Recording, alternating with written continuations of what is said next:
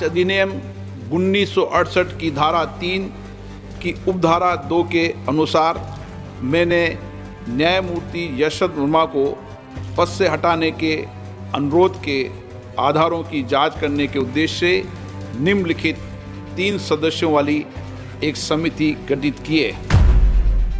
Justice Yashwant Verma के खिलाफ cash कांड में बड़ा एक्शन हो गया है। लोकसभा स्पीकर ओम बिरला ने मंगलवार को दिल्ली हाई कोर्ट के पूर्व जज वर्मा के खिलाफ महाभियोग प्रस्ताव स्वीकार कर लिया है। यह प्रस्ताव 146 सांसदों के हस्ताक्षर के साथ पेश किया गया था। स्पीकर ओम बिरला ने इसके साथ ही जस्टिस वर्मा के खिलाफ शिकायत को गंभीर प्रकृति का मानते हुए इस मामले की जांच के लिए 3 सदस्यीय कमेटी के गठन का ऐलान कर दिया।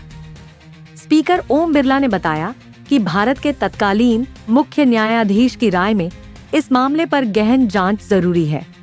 साथ ही शिकायत की प्रकृति को देखते हुए पद से हटाने की प्रक्रिया नियमों के अनुसार शुरू करने की आवश्यकता है।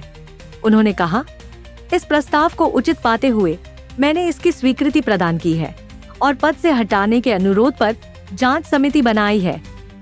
जांच समिति में कौन कौन? इस समिति में 3 वरिष्ठ सदस्यों, सुप्रीम कोर्ट के न्यायाधीश justice Arvind Kumar, Madras high court के जस्टिस मनिंदर मोहन श्रीवास्तव और कर्नाटक उच्च न्यायालय के पूर्व मुख्य न्यायाधीश और वरिष्ठ कानूनविद B.V. आचार्य को शामिल किया गया है। स्पीकर ओम बिरला ने कहा कि इस समिति की जांच रिपोर्ट के बाद ही जस्टिस वर्मा के खिलाफ आगे की कार्रवाई की जाएगी। क्या है महाभियोग की प्रक्रिया?